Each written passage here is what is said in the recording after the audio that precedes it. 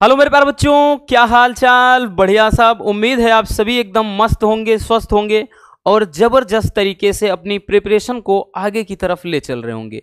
Sorry दिल से उसके लिए कि भाई व्यस्तता थी, आपको बता दिया था। इसी कारण बच्चों 3 से 4 दिन बीच में गैप भी हो गया। भाई हमारी भी मजबूरी थी, इसलिए रेगुलर नहीं बने। बट आज से फिर से एकदम नए जोश और जुनून के साथ आपके बीच में वन शॉट का भैया हम पोस्टमार्टम करेंगे। डोंट वरी, अब रेगुलर आपके बीच में बने रहेंगे रसगुल्लों, टेंशन तो लेना ही नहीं है। तो आज के इस वीडियो में हम फिजिक्स के चौथे चैप्टर गतिमान आवेश तथा चुंबकत्व के चैप्टर का वन शॉट सॉल्यूशन लेकर के आए हैं। आज के इस वीडियो में इस चैप्टर के सारे इंपॉर्टेंट टॉपिक का पोस्टमार्टम बेहद सिंपल तरीके से करने वाले हैं। इस चैप्टर में 3 से 4 टॉपिक ना बड़े ही लाजवाब हैं, जैसे बायो-सेवर्ट का नियम, एम्पियर का परिपथी नियम, दो समांतर धारावाही चालक तारों के बीच लगने वाला बल। ये ऐसे टॉपिक है ना भैया, हर साल आपके बोर्ड एग्जाम में पूछे जाते हैं। तो चलिए बेहद सिंपल तरीके से इस चैप्टर का निपटारा हम कर देते हैं, ठीक है। चलिए भैया, पहला टॉपिक अगर हम बात करें आपका है बायो-सेवर्ट का नियम। पहला टॉपिक है बायो-सेवर्ट का नियम। ये भी बहुत पूछता है और इसका एक अनुप्रयोग भी, एक उपयोग भी बहुत पूछता है, ठीक है। दोनों 2024 में आए थे, उसके पहले भी अगर आप देखेंगे तो आपको ये पेपर में दिखाई पड़ेंगे। यानी ये समझना कि भैया ये सदाबहार क्वेश्चन है रसगुल्लो। देखिए पहला है कि बायो-सेवर्ट का नियम। तो भैया बायो-सेवर्ट क्या होता है? तो बायो और सेवर्ट दो वैज्ञानिक हैं, ठीक। यहां पर क्या है, दो वैज्ञानिक हैं, बायो तथा सेवर्ट। इन्होंने क्या है कि किसी धारावाही चालक के कारण उत्पन्न चुंबकीय क्षेत्र का एक सूत्र प्राप्त किया था। जबकि भैया चुंबकीय क्षेत्र क्या होता है इसके बारे में ओस्टर्ड नामक वैज्ञानिक ने सर्वप्रथम अध्ययन किया था। बट अगर हम बात करें तो इन्होंने इतना काम कर दिया कि किसी धारावाही चालक के कारण किसी बिंदु पर जो चुंबकीय क्षेत्र उत्पन्न हो जाता है वो कितना होता है, यानी उसका एक सूत्र दे दिया, ठीक है। सूत्र दे दिया और वही सूत्र होता है पूरा आपका बायो-सेवर्ट का फार्मूला, ठीक। चलिए देखते हैं। तो भैया कुछ ज्ञान वाली बातें हमने लिख दिया है रसगुल्लो, आपको ज्यादा दिक्कत ना हो, ठीक है। स्टार्टिंग में आपको लिखना है थोड़ा से कि भैया क्या है कि बायो-सेवर्ट के अनुसार, बायो-सेवर्ट का जो नियम है भैया उसके अकॉर्डिंग क्या है, किसी चालक के अल्पांश लंबाई यानी एक छोटे से हिस्से, ठीक, एक छोटा सा भाग अल्पांश लंबाई के कारण किसी बिंदु पर जो उत्पन्न चुंबकीय क्षेत्र होता है वो निम्न बातों पर निर्भर करता है। किन किन बातों पर निर्भर करता है, चलिए हम शुरू करते हैं भैया जानना। तो बच्चों सबसे पहले हम क्या करते हैं, एक अल्पांश लंबाई ले लेते हैं रसगुल्लों, ठीक। तो सबसे पहले एक हमने क्या किया, धारावाही चालक सबसे पहले ले लेते हैं। तो ये एक धारावाही चालक है। एक मिनट थोड़ा और इसको हाईलाइट कर देते हैं। एक जैसे बच्चों यहां पे समझिएगा एक धारावाही चालक है, ठीक है। अब सही है, ये एक धारावाही क्या हो गया बच्चों, चालक हो गया। इतना हुआ।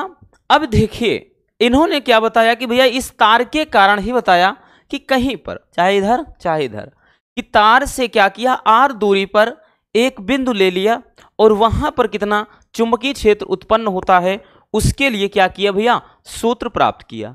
तो हम क्या करते हैं बच्चों, जैसे इसकी कोई अल्पांश लंबाई की मतलब एक छोटा सा हिस्सा, जैसे एक छोटा सा हिस्सा इसका ले लिया dl, चाहे डेल्टा एल लिखिए भैया चाहे dl, ठीक है। ये अल्पांश लंबाई हो गई बच्चों, चाहे इसको आप dl समझिए या फिर डेल्टा एल, आपको दिखेगा इस तरह से बच्चों, डेल्टा एल कहे भैया चाहे dl कहे बच्चों सेम ही है रसगुल्लों, याद रखना, ठीक है।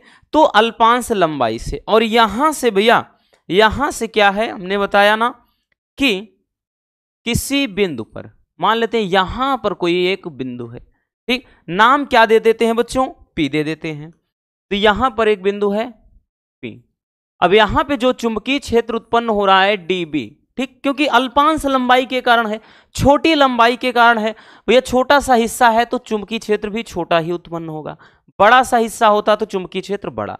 तो अल्पांश लंबाई के कारण कितना चुंबकीय क्षेत्र उत्पन्न होता है, उसीलिए क्या है बायो और सेवर्ट ने फार्मूला निकाला। अब मान लेते हैं इसके बीच की डिस्टेंस कितना है बच्चों, तो भैया इसके बीच की डिस्टेंस मान ले लेते हैं बच्चों, यानी दूरी कितना है रसगुल्लों, वो है r। आर दूरी पर है। ठीक, और जो कोण बन रहा है वो कितना बन रहा है, तो भैया कोण थीटा बन रहा है। और इसमें जो धारा बह रही बच्चों वो कौन सी है, तो भैया धारा जो है वो क्या है, आई है। इतना क्लियर, यहां तक कोई समस्या हुई नहीं ना। चलिए अब आगे देखते हैं। अब भैया क्या करते हैं, हम आगे देखते हैं। तो हमने क्या बताया कि जो चुंबकीय क्षेत्र ये उत्पन्न होगा वो निम्नलिखित बातों पर निर्भर करता है। किन किन बातों पर निर्भर करता है, चलिए वो जान लेते हैं। ठीक है, सबसे पहला पॉइंट कि चुंबकीय क्षेत्र, चुंबकीय क्षेत्र अर्थात जो डीबी है, ठीक, चुंबकीय क्षेत्र जो डीबी है या डेल्टा भी कह लें, ठीक है, ये किस पर निर्भर करता है, तार में या फिर कह लें चाला मतलब चालक में। ठीक, चालक में प्रवाहित धारा के, प्रवाहित धारा के समानुपाती होता है, या अनुक्रमानुपाती लिख लें। ठीक, धारा के अनुक्रमानुपाती होता है, अनुक्रमानुपाती होता है। ठीक है, ये चीज तो इसको अपन लिख सकते हैं डी बी प्रोपोर्शनल किसके, आई के। इक्वेशन नंबर 1, इसको क्या दे देते बच्चों, समीकरण 1 दे देते हैं भैया। समीकरण इसको हम 1 दे देते हैं। ठीक, समीकरण 1 हो गया। सबसे पहला क्या है कि जो चुंबकीय क्षेत्र है डीबी है वो चालक में प्रवाहित धारा के अनुक्रमानुपाती होता है या समानुपाती होता है, अर्थात डीबी प्रोपोर्शनल किसके है भैया, आई के है। ठीक है, इतना समझ में आ गया। तो दूसरा पॉइंट क्या बताया, दूसरा पॉइंट ये बताया कि जो चुंबकीय क्षेत्र है वो अल्पांश लंबाई के भी समानुपाती होता है या अनुक्रमानुपाती होता है। ठीक है, कहने का मतलब भैया कि तार जितना बड़ा होगा, मतलब इसमें भैया कहने का मतलब क्या है कि ये जो चुंबकीय क्षेत्र है वो प्रवाहित धारा के अनुक्रमानुपाती या समानुपाती होता है। दूसरा है कि तार की लंबाई के समानुपाती, यानी जितनी लंबाई होगी उतना चुंबकीय क्षेत्र प्रबल होगा, जितनी कम उतना कम। ठीक है, तो ये समझ में आ गया है ना। अब दूसरा देखते हैं बच्चों, दूसरा क्या लिखेंगे भैया, दूसरा लिखेंगे कि यह मतलब चुंबकीय क्षेत्र, यह एक अल्पांश लंबाई के, अल्पांश लंबाई के अनुक्रमानुपाती होता है, अनुक्रमानुपाती होता है, जो अल्पांश लंबाई है उसके अनुक्रमानुपाती होगा। ठीक, कहने का मतलब बच्चों कि जो डेल्टा बी है या फिर डीबी है भैया वो प्रोपोर्शनल किसके है, तो वो है डीएल के। ठीक, चलिए इसको इक्वेशन नंबर 2 दे देते हैं, समीकरण 2 हो गया। तीसरा पॉइंट आते हैं बच्चों कि भैया, हाँ ये दूसरा था, तीसरा पॉइंट क्या है कि यह ठीक है ज्या बोले तो साइन थीटा के अनुक्रमानुपाती होता है, आती होता है। ठीक है, के अनुक्रमानुपाती होता है, मतलब ये दिख रहा है ना आपको, ये दिख रहा है बच्चों यहां पर भैया जो कोण है थीटा है तो उसकी ज्या, ज्या का मतलब साइन होता है ना, तो ज्या का मतलब साइन होता है, तो वही चीज बच्चों कि यह साइन थीटा के अनुक्रमानुपाती होता है, अर्थात डी बी प्रोपोर्शनल किसके बच्चों, वो साइन थीटा के, साइन थीटा के। Equation number 3। ठीक, और अगला पॉइंट क्या होता है, अगला पॉइंट ध्यान से समझना। अगला पॉइंट जो है बच्चों कि यह जो अल्पांश लंबाई है और बिंदु P है के बीच की जो दूरी है इसके वर्ग के व्युत्क्रमानुपाती होता है। तो वो चीज हम लिखेंगे भैया, तो हम क्या लिखेंगे, तो यहां लिखेंगे रसगुल्लों, जो अगला पॉइंट है तीसरा, ठीक, तो लिखेंगे कि यह, एक मिनट, ये तीसरा था भाई, क्या लिख दिया, दूसरा लिख दिया है, तो अब ये चौथा पॉइंट होगा। तो लिखेंगे कि यह, ठीक, क्या हमने बताया कि जो अल्पांश है, अल्पांश लंबाई तथा बिंदु P, बिंदु P के बीच की दूरी के वर्ग के व्युत्क्रमानुपाती होता है, व्युत्क्रमानुपाती होता है। ठीक है, ये व्युत्क्रमानुपाती होता है। अर्थात हम क्या लिखेंगे कि dB प्रोपोर्शनल किसके, 1/r² के। ये इक्वेशन नंबर 4 हो गया आपका। इक्वेशन नंबर 4 बोले तो समीकरण चौथा। अब चारों इक्वेशन को अपन मिला देते हैं, तो लिखेंगे बच्चों कि चारों समीकरण को मिलाने पर, चारों समीकरण को मिलाने पर भैया जब चारों समीकरण को अगर आप मिला देते हैं बच्चों तो क्या हो जाएगा, ध्यान से समझना भैया। जब चारों हम समीकरण को मिलाएंगे तो क्या बनेगा, देखिए सब dB या डेल्टा भी हमने बताया कि dB ये प्रोपोर्शनल किसके, पहला क्या था तो भैया I था, पहला I के भैया अनुक्रमानुपाती है, तो इसलिए बच्चों क्या हो जाएगा, सबसे पहले ऊपर तो भैया I हो जाएगा I, और दूसरा क्या था DL था या डेल्टा L, DL था, तीसरा क्या था भैया कोज्या यानी साइन थीटा हो गया अपान r²। ठीक है, ये सब मिलकर बन रहे हैं। उसके बाद जब dB बराबर लिखेंगे बच्चों तो इसको हम बराबर लिखेंगे तो यहाँ k हो जाता है वही I dl साइन थीटा, और अपान का क्या हो जाएगा r²। ठीक है, आगे क्या हो जाएगा भैया, आगे हम इसको लिख सकते हैं। अब एक चीज ध्यान देना, k क्या होता है कांस्टेंट, k क्या है कांस्टेंट, तो भैया ये k क्या है, ये है एक नियतांक है। ठीक है, और इसका जो वैल्यू होता है वो होता है बच्चों, ध्यान देना dB, ये जब बराबर लिखेंगे इसका मान पूरा होता है μ0 अपान 4π, μ0 अपान क्या होता है बच्चों 4π। ठीक, μ0 अपान 4π ये हो जाएगा, और उसके बाद अगर हम बात कर लें तो यहां पर हो जाएगा I dl साइन थीटा अपान का r²। ठीक, यही क्या हो जाता है बच्चों आपका बायो-सेवर्ट नियम पर आधारित फार्मूला, यानी बायो-सेवर्ट का जो नियम होता है बच्चों वो यही फार्मूला क्या करता है, देता है। ठीक, काफी ज्यादा इंपॉर्टेंट है, याद रखना कि मोस्ट इंपॉर्टेंट है भैया, पहले भी आपको बताया था बच्चों। ठीक है, अब बाकी अगर यहां पर देखें बच्चों तो ये आपका जो μ0, ये μ0 अपान 4π है, कभी कभार इसका वैल्यू पूछ लेता है।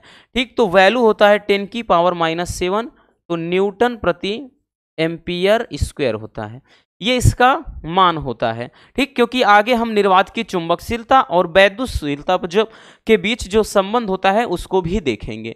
ठीक, समझ में आया, बहुत ज्यादा डिफिकल्ट नहीं है, बड़ा ही प्यारा सा टॉपिक है, कोई दिक्कत नहीं होनी चाहिए। तो चलिए पहले इसको भी स्क्रीनशॉट कर लीजिए सबसे पहले, और उसके बाद फिर ये वाला कर लीजिए। ठीक है, चलिए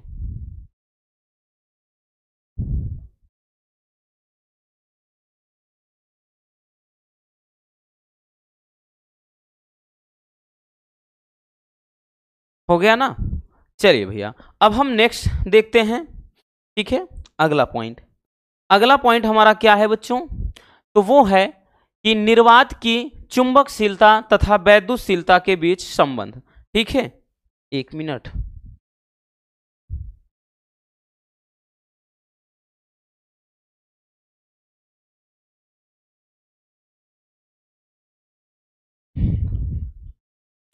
चलिए अभी हमने बताया ना कि निर्वात की वैद्युतशीलता और चुंबकशीलता के बीच में संबंध भी पूछा जाता है, तो ये भी काफी इंपॉर्टेंट है। इसके पहले भी बताया भैया कि μ0 तथा ε0 में रिलेशन संबंध पूछता है भैया।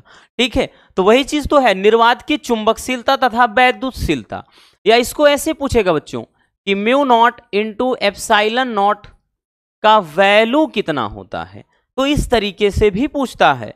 बड़ा ही मजेदार टॉपिक है, चलिए सिंपल तरीके से इसका पोस्टमार्टम कर देते हैं। देखिए बच्चों, सबसे पहले भैया हमको मालूम है, हम जानते हैं कि आपका जो μ0 अपान 4π होता है इसका मान कितना होता है, तो इसके पहले ही अभी इसके पहले में देखा हमने, इसका मान होता है 10⁻⁷। ठीक है, न्यूटन प्रति एम्पियर²। ठीक, यही होता है। तो उसके अलावा अगर यहां पे हम देखें, इसको हम म्यू नॉट अकेले लिखें बच्चों, तो 4 पाई इंटू का हम 10⁻⁻7 न्यूटन प्रति एम्पियर स्क्वायर लिख सकते हैं। क्लियर, यहां तक कोई दिक्कत नहीं होनी चाहिए। अब इसको छोड़ते हैं, आगे हमको यह भी पता है, पहले चैप्टर में आपने एक चीज पढ़ा है और भैया कि 1/4 पाई 1/4 पाई एप्सिलॉन नॉट का मान कितना होता है, 9 × 10⁹ न्यूटन मीटर स्क्वायर प्रति कूलाम स्क्वायर। ठीक है ना, ये होता है।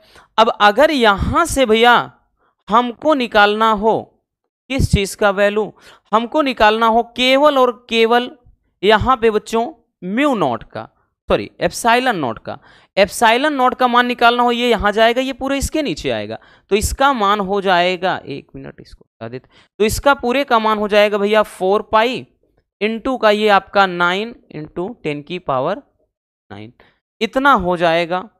ठीक है, इतना।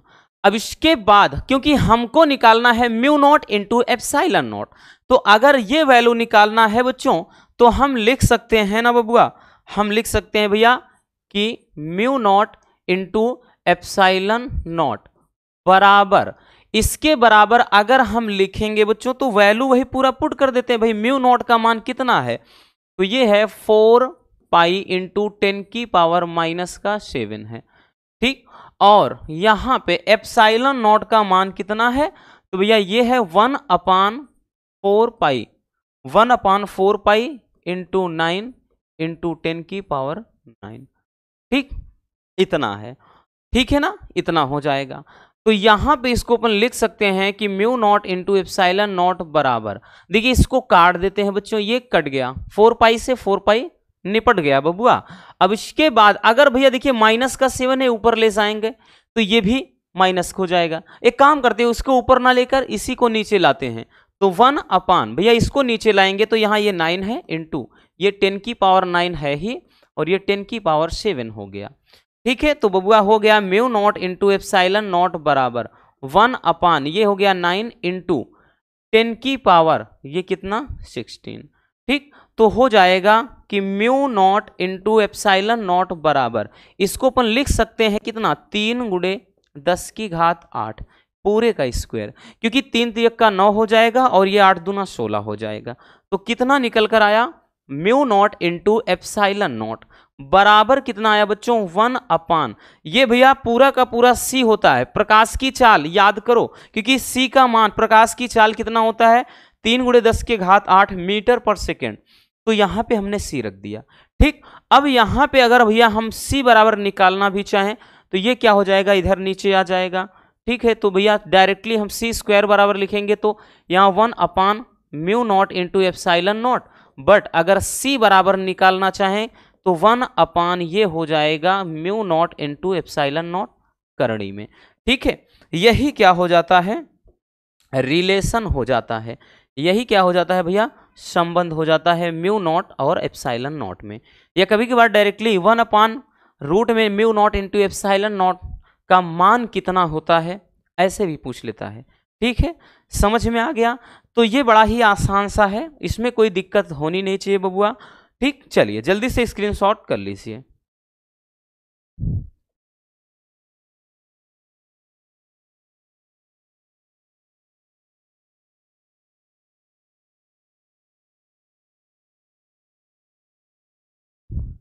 हो गया बच्चों, चलिए आगे देखते हैं भैया।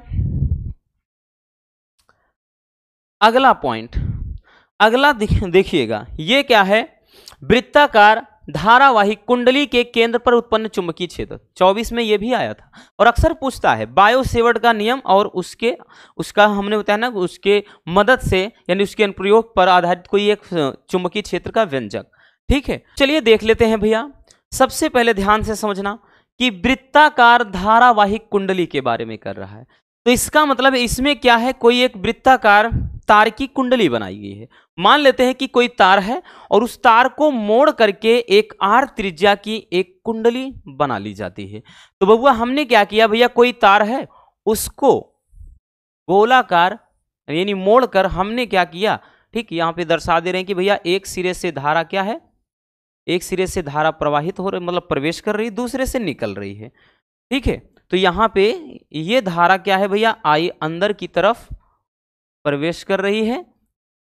ठीक है, और इस सिरे से धारा बाहर की तरफ निकल रही है। तो यहां पे हमने क्या कर लिया, एक तार को मोड़कर एक आर त्रिज्या की, तो इसका मतलब बच्चों यहां पे भैया इसका जो रेडियस हो जाएगा, बोले तो त्रिज्या हो जाएगा, वो कितना हो जाएगा, वो त्रिज्या आर है और ये बिंदु ओ है। फिर हम क्या कर लेते हैं कि माना यहां पर यानी बिंदु जहां से भैया ये पूरा का पूरा आर त्रिज्या बना करके ये पूरा खींच दिया एक वृत्त, मान लेते हैं कि इसके तार की कोई अल्पांश लंबाई है जिसको हम ए बी नाम दे देते हैं। हमने ए बी की एक कल्पना कर लिया, एक अल्पांश लंबाई ऐसे ए बी की कल्पना कर लिया, तो उसके यानी या इस तार के द्वारा हमको पता है कि भैया यहां पे जो चुंबकीय क्षेत्र उत्पन्न होगा वो dB हो जाएगा। कितना हो जाएगा, dB, और ये इसके साथ अभिलंबवत है, तो ये कितने अंश का कोण बन रहा है, 90 डिग्री का। बस इतना समझना है और कुछ नहीं समझना बच्चों, इसमें कुछ भी नहीं। ठीक, तो जो लिखने वाली चीजें हमने पूरा लिख दिया। अगर आप लिखना भी चाहते हैं भैया तो आप थोड़ा बहुत लिख सकते हैं। जैसे यहां पे भी हम क्या लिखेंगे, एक मिनट, लिखेंगे कि माना एक तार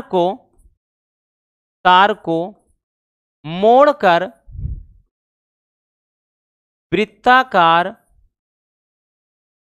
वृत्ताकार मतलब आर लिखेंगे, आर त्रिज्या की, तोड़ मोड़कर आर त्रिज्या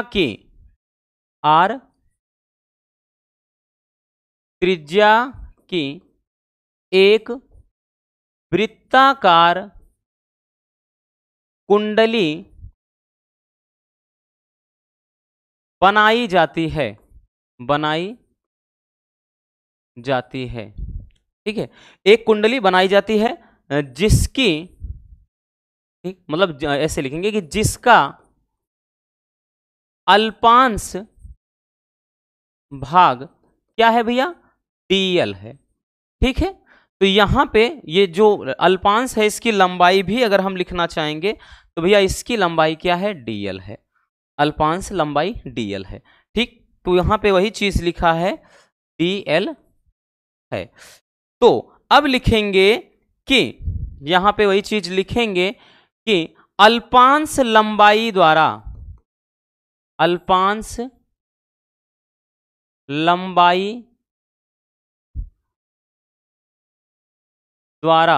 ठीक, अल्पांश लंबाई द्वारा उत्पन्न चुंबकीय क्षेत्र,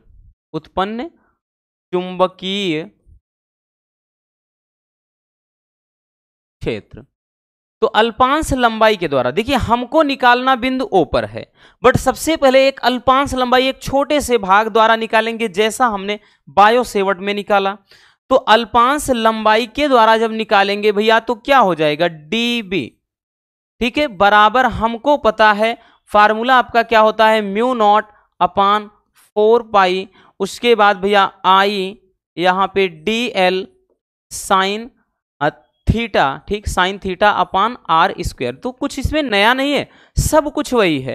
ठीक, बट एक चीज और ध्यान देना, चूंकि थीटा बराबर क्या है, 90 डिग्री है, तो भैया हम क्या करेंगे, इसको लिखेंगे कि dB बराबर म्यू नॉट अपान 4 पाई। ठीक, म्यू नॉट अपान कितना हो गया भैया, 4 पाई, और उसके बाद आई dl अपान आर स्क्वायर। ठीक है, क्यों, क्योंकि साइन 90 डिग्री का अगर मान रखेंगे, एक बार लिखना चाहते हैं तो आप लिख भी सकते हैं यहाँ पे, तो साइन 90 डिग्री का वैसे भी भैया वैल्यू कितना हो जाएगा, 1 होता है, इसलिए हमने नहीं लिखा है। या फिर आप लिखेंगे कि dB बराबर म्यू नॉट अपान 4 पाई, उसके अलावा ये हो जाएगा भैया आई dl अपान आर स्क्वायर, इतना हो जाएगा। ये तो एक अल्पांश लंबाई द्वारा क्या है, यहां पर भैया किसी इसके परिधि पर कोई बिंदु P है, ठीक, कोई बिंदु है, हमने वहीं पर निकाल लिया इतना चुंबकीय क्षेत्र। अब हम क्या निकालेंगे, संपूर्ण तार के लंबाई द्वारा, यानी पूरे तार की लंबाई के द्वारा केंद्र पर कितना उत्पन्न होगा वो निकालेंगे भैया। तो यहां पर हम लिख देंगे रसगुल्लों, 1 मिनट, हम लिखेंगे भैया कि संपूर्ण तार द्वारा ओ पर चुंबकीय क्षेत्र, ओ पर चुंबकीय क्षेत्र। अब संपूर्ण की बात जब भी आ जाए तो भैया ये आपका dB हट जाएगा, तो यहां पे B हो जाएगा और इसमें लग जाएगा समाकलन। समाकलन ये म्यू नॉट अपान नीचे ये 4 पाई, ठीक है, और I dl upon r square. तो इसमें जो भी कांस्टेंट है उसको बाहर निकालेंगे, मतलब यहां पे भैया म्यू नॉट अपान ये 4 पाई बाहर हो जाएगा, ठीक है, और I अपान आर, इस I अपान आर स्क्वायर इसको भी बाहर कर लेते हैं, ठीक। तो अब बचा क्या है, तो बच गया है केवल और केवल भाई ये समाकलन है और ये dl बच गया है। अब चूंकि ये समाकलन जो dl है इसका मतलब ये संपूर्ण की बात कर रहा है, संपूर्ण जब आएगा तो संपूर्ण का मतलब परिधि की बात कर रहा है, तो ये होता है भैया 2 पाई r, ठीक। तो ये 2 पाई r के बराबर हो जाता है, यही वैल्यू यहां पर हम पुट कर देंगे तो b बराबर कितना हो जाएगा, म्यू नॉट अपान 4 पाई, ठीक है। ये तो भैया I अपान आर स्क्वायर है ही, इसके स्थान पे 2 पाई r क्या लिखेंगे, इसके स्थान पे 2 पाई r लिख देंगे। तो भैया 2 दूना 4 हो गया और उसके बाद एक r से r कैंसिल हो गया, तो आपका ये आ गया बच्चों की b बराबर हो गया mu naught I upon mu naught I अपान क्या हो जाएगा 2r, ठीक है। तो यही क्या हो जाएगा, फार्मूला हो जाएगा, ठीक। यही क्या हो जाएगा भैया, सूत्र हो जाएगा कि वृत्ताकार धारावाही कुंडली के केंद्र पर उत्पन्न चुंबकीय क्षेत्र का सूत्र, ठीक। देखा ना, बहुत सिंपल है, बहुत ज्यादा डिफिकल्ट नहीं है बच्चों। क्या हमने बताया कि भैया सबसे पहले हमने एक तार को मतलब मोड़कर r त्रिज्या का एक गोला बना लिया, एक छल्ला बना लिया, ठीक है। तो यहां पे वहीं पर दिखाया गया और इसका एक लंबाई मान लेते हैं, एक छोटा सा भाग dl है जिसको अपन AB से दर्शा दिए हैं, ठीक। अब यहां पे हमको मालूम है कि भाई इसकी दिशा इस तरफ है, तो ये क्या है, इसके साथ 90 डिग्री का ये कोण बन रहा है। सबसे पहले dl के द्वारा यानी छोटे तार के द्वारा हम क्या किसी बिंदु पर यानी इसके तार के किसी भी बिंदु पर हमने क्या है चुंबकीय क्षेत्र का मान निकाल लिया। फिर हम संपूर्ण तार द्वारा क्या है O पर कितना चुंबकीय क्षेत्र होगा, ठीक है, वो निकाल लिया है। समझ में आया बच्चों? चलिए जल्दी से स्क्रीनशॉट कर लीजिए।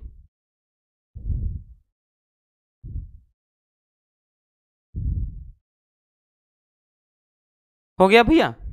चलिए अब यहां पे हम देखते हैं नेक्स्ट टॉपिक को। चलिए हमारा अगला टॉपिक है एम्पियर का परिपथीय नियम। तो चलिए इसका निपटारा बेहद सिंपल तरीके से करते हैं। देखिए भैया सबसे पहले एम्पियर का परिपथीय नियम क्या होता है वो जान लेते हैं, क्योंकि बच्चों एम्पियर के परिपथीय नियम में कभी कभार एक नंबर में फिजिक्स के अंदर आपका ऐसे पूछ लेगा कि एम्पियर का परिपथीय नियम क्या होता है, तो भैया आपका केवल कथन लिखना होता है, या डायरेक्टली बोल देगा कि एम्पियर के परिपथीय नियम का कथन क्या होता है, ठीक है। तो ऐसे भी पूछता है। तो चलिए इसका निपटारा बेहद सिंपल तरीके से हम कर देते हैं। टॉपिक काफी इंपॉर्टेंट है बच्चों, याद रखना, भैया लिख दे रहे हैं मोस्ट इंपॉर्टेंट है आपके बोर्ड एग्जाम के नजरिए से। बच्चों देखिए इसको एक नंबर में भी पूछता है, आपका कथन अकेले पूछ लेगा कि एम्पियर के परिपथीय नियम का कथन लिखिए, एक नंबर का पूछ लेता है।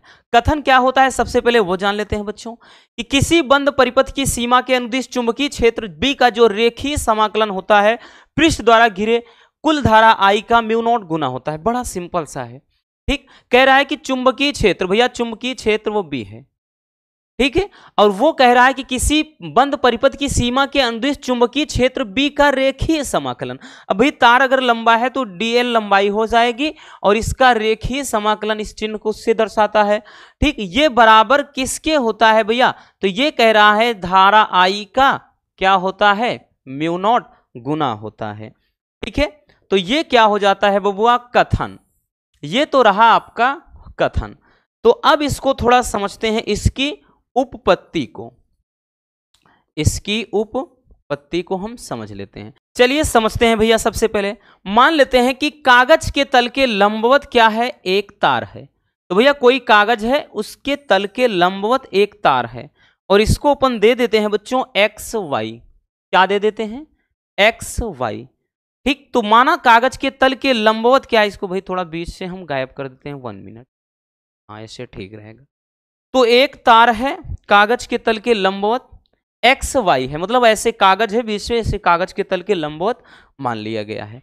ठीक है, अब इसका मान लेते हैं भैया कि इसका जो मध्य बिंदु है ओ, क्या है, मध्य बिंदु ओ है। तो ओ को हम क्या करते हैं भैया, ओ से आर दूरी पर एक बिंदु पी ले लेते हैं, ओ से आर दूरी पर एक बिंदु पी ले लेते हैं, और यही भाई पी से हम क्या करते हैं कि एक वृत्तीय पथ की कल्पना कर लेते हैं बबुआ। तो ये मान लिया कि यहां से एक वृत्तीय पथ ये है। ठीक है, इतना समझ में आया, कोई दिक्कत नहीं, एकदम मजे में देखो। और इसको अपन ओ मान लेते हैं कि ओ है।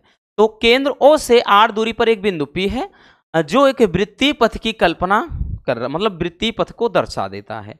ठीक है ना, क्या करता है भैया, वो वृत्तीय पथ को दर्शा रहा है। अब हम बिंदु P पर क्या है, चुंबकीय क्षेत्र का मान निकालेंगे, फिर उसके बाद इसको प्रूव करेंगे। तो यहां पर जो भी अभी हमने एक्स्ट्रा चीज ये लिखा है, लिख सकते हैं। तो लिखेंगे बच्चों की माना कागज के तल के लंबवत एक तार एक्स वाई है, तार एक्स वाई है। फिर आगे लिखेंगे भैया कि ओ से आर दूरी पर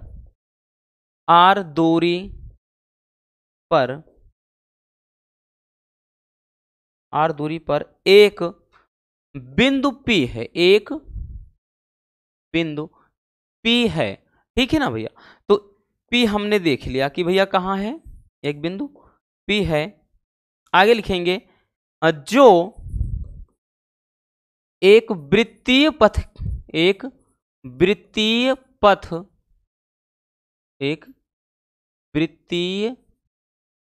पथ को दर्शाता है।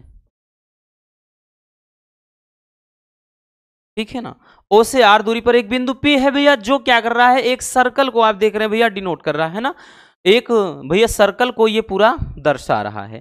ठीक, अब उसके बाद आगे यहां पर हम क्या लिखेंगे, हम लिखेंगे बच्चों कि बिंदु P पर उत्पन्न चुंबकीय क्षेत्र। अब देखिए किसी भी तार से आर दूरी पर उत्पन्न चुंबकीय क्षेत्र, भाई चुंबकीय क्षेत्र का जो व्यंजक है हमने जो अलग अलग करके बनाया है वीडियो, उसमें आपको बताया था फार्मूला B बराबर μ0/2πi/r। ये फार्मूला याद रखना, या μ0 भैया 4π होता है 2i/r, ऐसे करके लिखा होता है, इसका डेरिवेशन हमने करवाया है। ठीक है, तो ये चुंबकीय क्षेत्र B का मान यहां पर निकल आएगा। ठीक, यहां पर क्या है भाई, निकल आ रहा है, मान लेते हैं। अब उसके बाद क्या करना है, इधर ये आपको दर्शाता है दिशा को। ठीक है ना, ये चुंबकीय क्षेत्र B का प्रदर्शन कर रहा है। तो अब क्या करेंगे भैया, अब हम निकालेंगे चुंबकीय क्षेत्र का रेखीय समाकलन। निकालेंगे कि चुंबकीय क्षेत्र जो B है, वेक्टर B का रेखीय समाकलन। अब बबुआ रेखीय जब हम समाकलन निकालेंगे तो क्या होता है फार्मूला भैया, ये होता है वेक्टर B है इंटू DL। ठीक, बराबर ये फार्मूला आपका हो जाएगा कि भैया B DL cos थीटा। अब आप कहेंगे ऐसा क्यों, तो एक फार्मूला होता है रसगुल्लो, चूंकि जैसे A vector A into B बराबर होता है AB cos थीटा, आपने 11th में भी पढ़ा है। Vector A into vector B का ये जो अदिश गुणनफल होता है वो AB cos थीटा के बराबर होता है। तो भैया यहां पर वही चीज है आपका। ठीक, तो हम इसको वही चीज लिखेंगे कि B इंटू डी एल, ये बराबर हो जाएगा आपका कितना हो जाएगा। देखिए एक चीज और है, एक चीज और है, वो भी लिख लेते हैं। चूंकि थीटा का मान भी 0 डिग्री हो जाएगा, क्योंकि अनुदिश है, इसलिए बबुआ थीटा का मान भी 0 हो जाएगा। तो यहां पर क्या हो जाएगा, B इंटू डी एल और कॉस 0 डिग्री। तो समाकलन vector B into D L बराबर, ध्यान से समझना, ये हो जाएगा आपका समाकलन ये B इंटू डी एल। ठीक, अब B को बाहर रख लेते हैं, क्योंकि cos 0 डिग्री का मान एक होता है तो रखने की जरूरत ही ना है रसगुल्लों, कि ये समाकलन हो जाएगा रेखीय समाकलन B इंटू डी एल बराबर, B बाहर रख लेते हैं बबुआ, और ये आपका बचा क्या, डी एल बच गया है। अब हमको ये पता है, चूंकि ये जो आपको पूरा दर्शा रहा है डी एल, ये दर्शा रहा है किसका मान, 2 पाई आर का। क्यों, क्योंकि बच्चों ये परिधि है भैया, ये संपूर्ण समाकलन संपूर्ण को दर्शाता है। संपूर्ण अगर परिधि में लेकर चलेंगे तो भाई परिधि 2 पाई आर ही होता है। क्या होता है, 2 पाई आर ही होता है। ठीक है, तो यहां पे ये हो जाएगा, तो हम लिखेंगे, हम vector B into D L बराबर ये लिखेंगे बच्चों। तो B का मान अभी इसके पहले भाई B का फार्मूला देखा आपने, B का फार्मूला आपने देखा, mu naught upon 2 pi I upon r. तो भैया वही चीज लिख लेते हैं, है ना, कि mu naught upon 2 pi I upon r, क्या हो जाएगा, आई अपान आर, ये हो जाएगा। और हमने बताया ना कि ये जो आपका रेखीय समाकलन डीएल है ये 2 पाई आर के बराबर होता है। ये कितना हो जाएगा भैया, ये हो जाएगा गुणे में 2 पाई आर। ठीक है, 2 पाई आर कैंसिल हो जाएगा पूरे 2 पाई आर से, तो बचेगा क्या, तो वेक्टर B इंटू ये मतलब डी एल। ठीक है, तो यहां पे ये बचा क्या, म्यू नॉट बच गया भैया, और यहां पे क्या बच गया, आई। तो म्यू नॉट आई या म्यू नॉट इंटू आई, यही तो आ गया ना, और यही तो अपने को निकालना था, यही क्या था, अपने को निकालना था, यही क्या है भैया, पूरा प्रूव हो गया।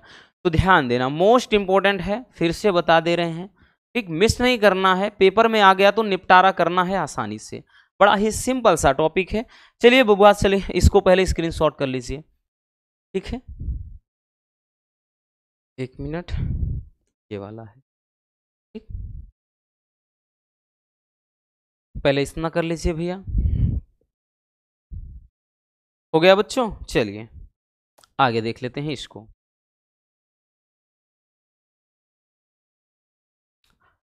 हो गया बच्चों, चलिए अब देखते हैं नेक्स्ट टॉपिक को। हमारा अगला टॉपिक क्या है भैया, अगला टॉपिक क्या है कि चुंबकीय क्षेत्र में कण की गति। ठीक है, ये भी काफी इंपॉर्टेंट है, और इससे रिलेटेड इसमें कई फार्मूले हैं, तो इसको भी अपन मोस्ट इंपॉर्टेंट रख रहे हैं, क्योंकि इसमें कई फार्मूले आते हैं और सब बड़े ही सिंपल तरीके से आज हम निपटाएंगे। देखिए भैया, इसको थोड़ा फिगर से समझते हैं। जैसे कोई एक वृत्ताकार पथ है, और इस पर जब कोई कण वृत्ताकार पथ पर गति करता है तो उस पर एक अभिकेंद्री बल काम करता है। आपने देखा होगा भैया, आप कोई चीज पानी जैसे भरकर बाल्टी को नचा रहे हैं ऐसे ही, ठीक है, तो आपने देखा होगा कि जो पानी है वो पूरी तरह से ऐसा नहीं है कि बाहर निकल जाएगा, गिरता नहीं है। यहाँ तक अगर उसको एक भाई कांस्टेंट अगर हम वेग के साथ ऐसे घुमा रहे हैं तो वो निकलेगा ही नहीं, बिल्कुल नहीं, एक बूंद भी नहीं जाता बाहर। क्यों, अभिकेंद्री बल पे। आपने देखा है कि भाई मोड़ पर आप जा रहे हैं ना, कि मैं निकला गडले के, है ना, और रास्ते पे वो सड़क पे एक मोड़ आ गया और उसी पे दिल छोड़ा गया, तो वहां पर क्या होता है, जब मुड़ते हैं एकदम, भले ही साइकिल हो या आप या दोपहिया अदर दोपहिया वाहन से हैं, तो ऐसे चाहे जितना झुक जाएंगे गिरते नहीं है। क्यों, अभिकेंद्री बल क्या है, बनाए रखता है आपका संतुलन। तो वही चीज है कि जब कोई कण वृत्ताकार पथ पर क्या करता है भैया, देख रहे हैं यहां पर वृत्ताकार पथ पर जब घूम रहा होता है तो एक अभिकेंद्री बल काम करता है, और वो अभिकेंद्री बल क्या है, चुंबकीय बल के बराबर। क्योंकि कोई कण भी हमको जैसे पता है कि भैया कि कोई आवेश भी घूम रहा होता है तो उस पर भी एक क्या है, चुंबकीय बल काम करता है, तो दोनों सेम है। तो यहां पर थोड़ा वही चीज लिखेंगे, हम लिखेंगे भैया कि जब कोई कण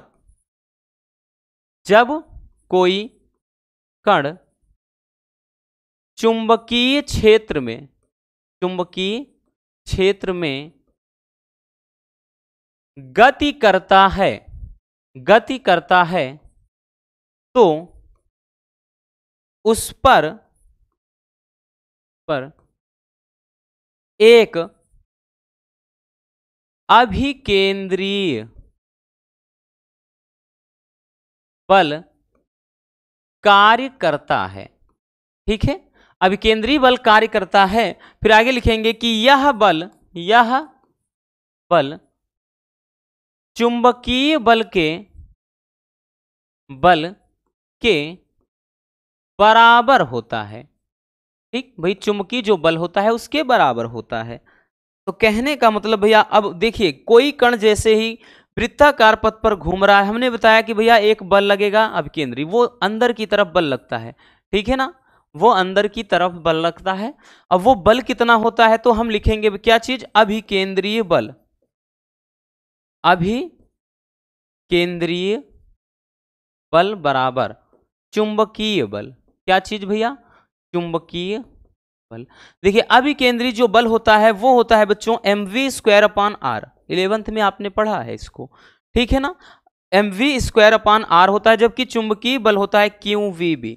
अगर कोई क्या है, v वेग से कोई कण जिसका आवेश q है, अगर वो चुंबकीय क्षेत्र b में गति कर रहा है तो उस पर लगने वाला बल qvb होता है।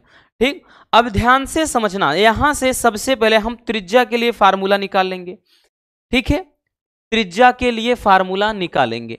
अगर आप देखें, अगर हम ये चीज यहां ले जाएंगे, ये चीज नीचे, तो इसके पहले कट रहा है, काट देते हैं। बचा क्या, mv/r, यहां बचा qb, तो इसको इधर लाएंगे तो हमको r बराबर एक फार्मूला मिल रहा है ना भैया, ध्यान से समझिएगा। r बराबर एक फार्मूला मिल रहा है कि mv/qb, mv/qb। ठीक, mv/qb, ये एक फार्मूला, यानी r बराबर एक फार्मूला निकल रहा है, त्रिज्या r के बराबर। ठीक, तो इसका आपका एक फार्मूला ये हो गया। अब दूसरी चीज भैया हम निकालेंगे आवर्त काल के लिए बबुआ। क्या चीज, आवर्त काल। डायरेक्टली आपका कभी पूछता है चुंबकीय क्षेत्र में कण की, मतलब गति करते हुए कण की मतलब जो पथ होता है, कण के पथ की जो त्रिज्या है उसका सूत्र, या फिर आवर्तकाल का सूत्र प्राप्त करने को पूछता है। तो आवर्तकाल के बराबर निकालेंगे भैया। आवर्तकाल क्या हो जाएगा, तो आवर्तकाल के बराबर फार्मूला होता है T बराबर 2πr/v। ठीक है, तो यहां पे हो जाएगा भैया कि T बराबर, देखिए 2π और r के जगह पे, r की जगह पे वही पूरा का पूरा ये मान रखेंगे बच्चों, तो mv रहेगा और नीचे आपका ये भैया v रहेगा, और उसके अलावा ये qb तो आप है mv/qb। देखिए इसके स्थान पे mv/qb, तो mv/qb रख लिया, ये वाला v एक्स्ट्रा है, ये आपका इतना हो जाएगा। ठीक, तो ये t बराबर क्या आ गया बच्चों, 2πm/qb, 2πm/qb, ये आवर्तकाल के बराबर फार्मूला होता है, t बराबर। अब यहां से अगला निकालेंगे बच्चों आवृत्ति। ठीक है भैया, अगला हम निकालते हैं आवृत्ति। ठीक, क्योंकि आवृत्ति के लिए भी कभी कभार पूछ लेता है, जब आवर्तकाल निकाल लेंगे तो आवृत्ति में क्या दिक्कत है। आवृत्ति होता है n बराबर 1/t हो जाएगा बबुआ। तो यहां से भैया हम निकाल लेंगे कि n बराबर 1/t का पूरा मान क्या है, 2πm/qb। तो यही भाई ऊपर चला जाएगा, तो n बराबर क्या हो जाएगा, qb/2πm। ठीक, ये किसके बराबर आ गया, तो ये n आवृत्ति के बराबर फार्मूला आ गया। आई बात समझ में। तो ये चुंबकीय क्षेत्र में कण की गति के लिए भैया क्या होता है आपका, हम बात कर लें तो पथ की त्रिज्या के लिए फार्मूला। ठीक, यहां पर लिख भी दे रहे हैं, ये किसके लिए है बच्चों, तो ये त्रिज्या के लिए है। तो त्रिज्या के लिए, आवर्तकाल के लिए और साथ ही आवृत्ति के लिए फार्मूला है। चलिए जल्दी से स्क्रीनशॉट कर लीजिए इसको।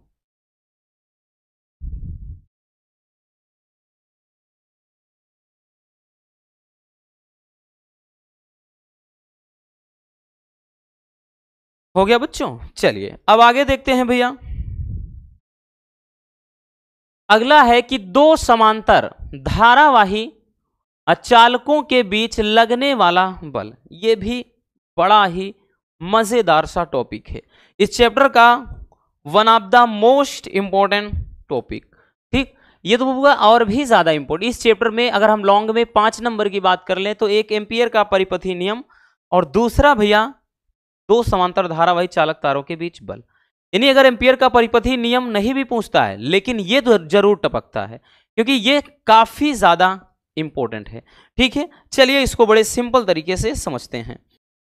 तो सबसे पहले भैया हम मान लेते हैं कि हम दो तार ले लेते हैं कि माना 2 तार PQ तथा RS, 2 तार बच्चों कौन कौन से, PQ तथा RS ले लिया कि माना 2 तार है PQ तथा RS जिनमें क्रमशः बबुआ I1 और I2 धारा समान दिशा में एक तरफ बह रही है।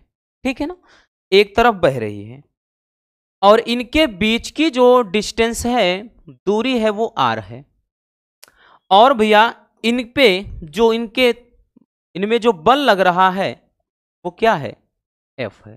कभी कभार ऐसे पूछ लेता है कि भाई अगर समान धारा बह रही तो बल कैसे, आकर्षण, विपरीत दिशा में बह रही तो प्रतिकर्षण। इसमें समान दिशा में धारा दोनों ऊपर की तरफ चल रही है तो भैया जो बल लगेगा वो अंदर की तरफ दोनों। ठीक है, आकर्षण बल लग रहा है। ठीक, तो सबसे पहले यहां पे लिखने वाली जो चीजें हैं वही चीज लिख लेते हैं। लिखेंगे भैया कि माना PQ तथा RS, ठीक, दो समांतर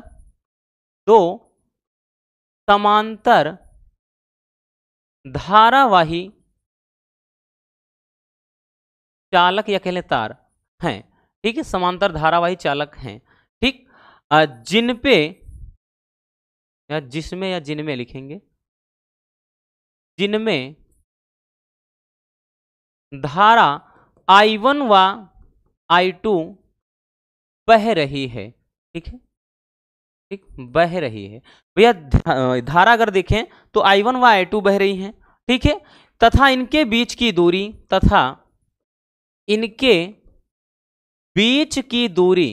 इनके जो बीच की दूरी है वो क्या है, R है। ठीक, तो अब हम लिखेंगे बच्चों कि PQ के कारण, यानी तार जो PQ है इसके कारण RS के किसी भी बिंदु पर हम चुंबकीय क्षेत्र निकालेंगे। सबसे पहले PQ के कारण तार या चालक RS के किसी बिंदु पर, RS के किसी बिंदु पर उत्पन्न चुंबकीय क्षेत्र,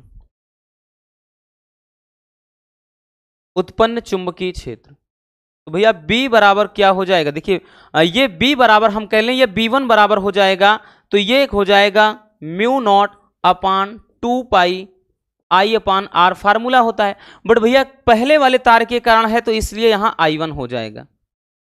ठीक है, तो B1 बराबर म्यू नॉट अपान 2 पाई I1 अपान R, अभी वही चीज बताया इसके पहले भी। तो ये एक फार्मूला होता है, आप अच्छे से अपने माइंड में इतना रख लीजिए। ठीक, याद कर लीजिए।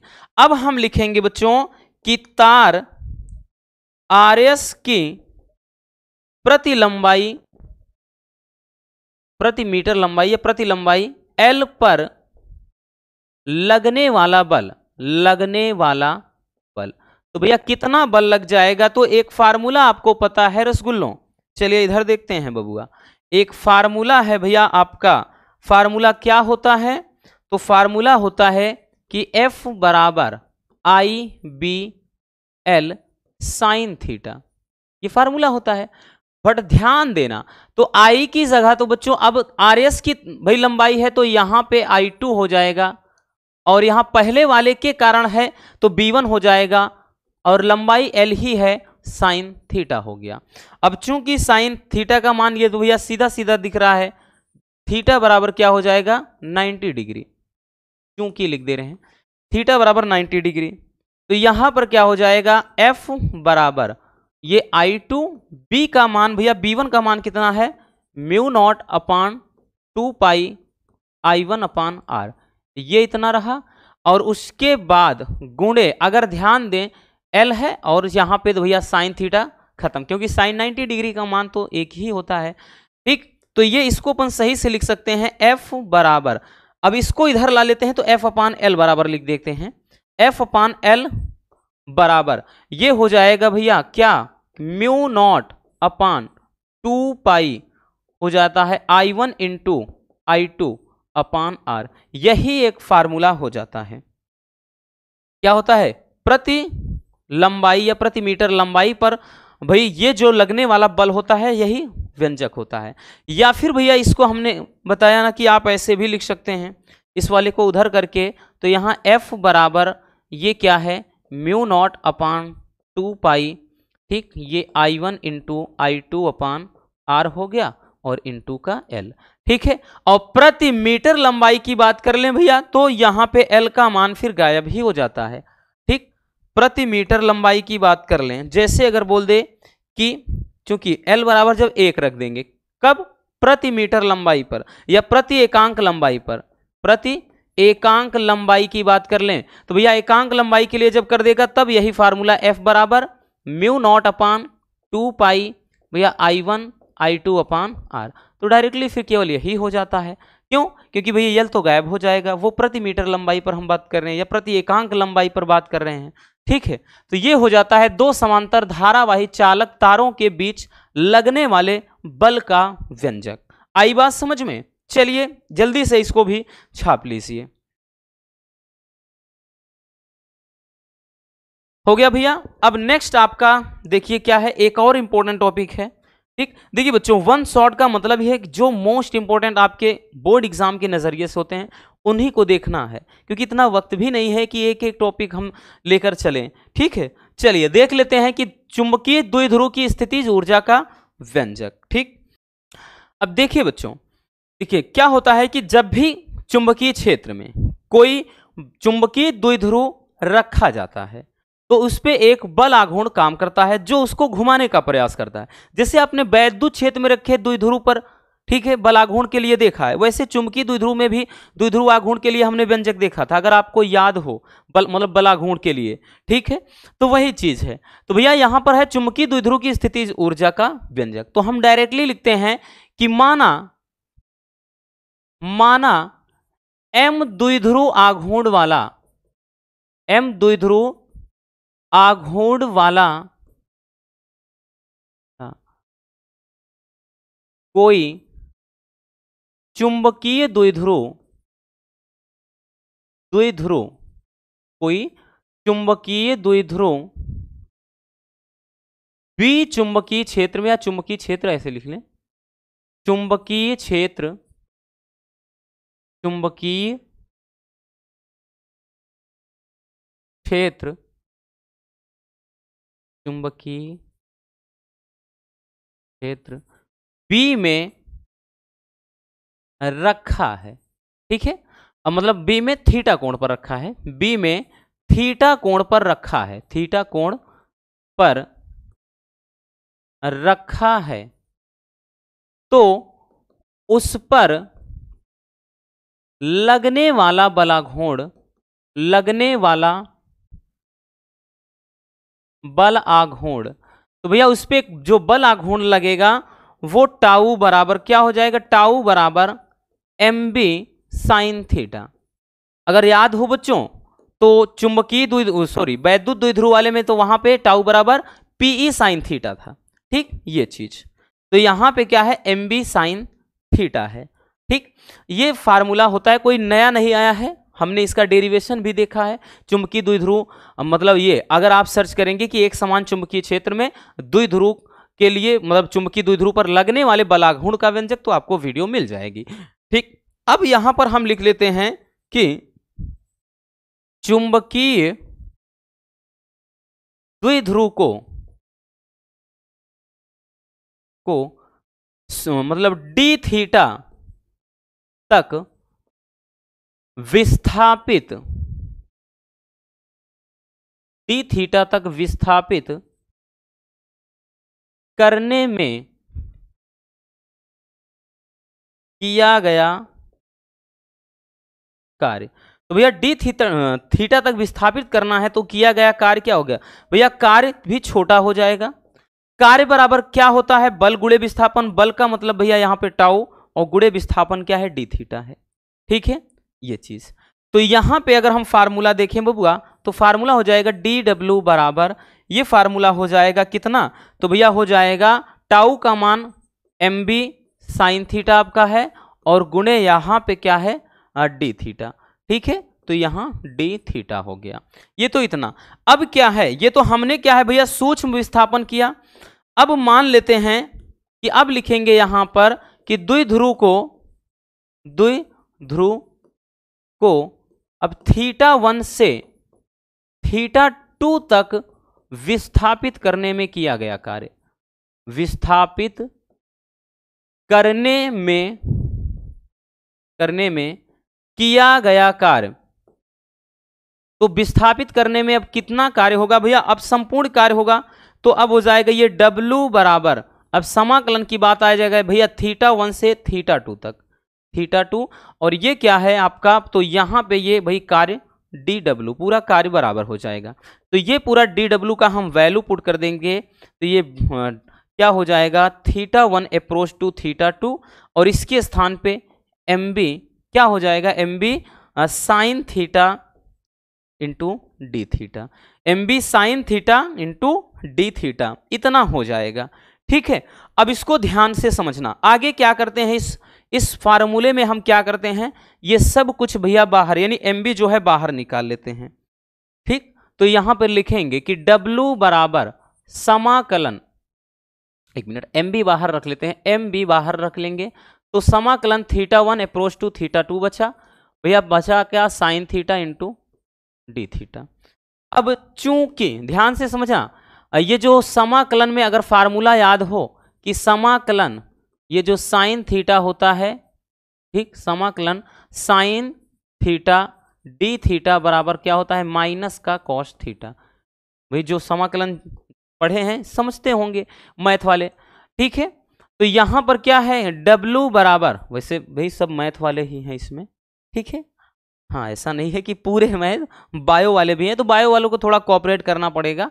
बाकी बच्चों ये फार्मूला हमने लिख दिया है, तो यहाँ पे बच्चों क्या हो जाएगा, MB हो जाएगा। अब भैया हमने बताया ना कि साइन का ये माइनस कॉस हो जाता है, माइनस कॉस थीटा। अब लिमिट आपका पड़ा रहेगा बच्चों कितना भैया, थीटा 1 से थीटा 2 तक। ठीक है, तो W बराबर ये क्या हो जाएगा कि MB, W बराबर क्या हो जाएगा MB, और यहां पर ध्यान देना फार्मूला माइनस आगे कर लेंगे, माइनस आगे कर लेंगे, तो ये केवल कॉस थीटा, और ये थीटा 1 अप्रोच टू थीटा 2, और ये W बराबर क्या हो गया माइनस का MB, और इसके स्थान पे अपर लिमिट यानी एक बार cos theta 2 minus lower limit यानी एक बार कॉस थीटा 1। ठीक, इतना हो जाएगा। तो ये हो गया बच्चों की W बराबर, ये आपका भैया माइनस का MB है ही, माइनस का MB बचा है, और इसको अगर हम लिखना चाहें, एक काम करते हैं, अब माइनस का अंदर गुणा करा देते हैं सीधे सीधे, बचा ना रहने दें भैया। इसका जब गुणा करा देंगे बच्चों तो ध्यान समझना, ये भाई माइनस का गुणा कराएंगे तो माइनस कॉस थीटा 2 हो गया, और ये माइनस और माइनस मिलके प्लस हो गया कॉस थीटा 1। ठीक, तो ये कितना हो जाएगा बच्चों, W बराबर हो जाएगा MB, इसको थोड़ा सही से लिख लेते हैं, यानी कॉस थीटा 1 पहले लिख लेते हैं, और ये वाला माइनस कॉस थीटा 2 हम बाद में लिख लेते हैं। ठीक, तो यही क्या हो जाएगा भैया फार्मूला। अब चूंकि यही जो किया गया कार्य होता है वही स्थितिज ऊर्जा के रूप में निहित होता है, इसलिए भैया इसको हम डायरेक्टली U बराबर लिख सकते हैं MB, U बराबर MB cos theta 1 minus cos theta 2। ठीक, इतना हो जाएगा, और यही क्या हो जाता है आपका चुंबकीय क्षेत्र, अर्थात क्या है कि चुंबकीय क्षेत्र में, हाँ चुंबकीय क्षेत्र में कोई द्विध्रुव है, उसकी स्थितिज ऊर्जा का जो व्यंजक होता है वो। ठीक, तो पहले भैया इसका इतना स्क्रीनशॉट कर लीजिए, अब उसके बाद बच्चों ये वाला कर लीजिए। ठीक ठीक, यहाँ पे ध्यान देना, यहाँ पे लिखना चाहे लिख भी सकते हैं, लिखेंगे भैया कि चूंकि किया गया कार्य, क्या लिख दिए, क्योंकि जो किया गया कार्य होता है, कार्य स्थितिज ऊर्जा के रूप में निहित होता है, स्थितिज ऊर्जा के रूप में निहित होता है। ठीक,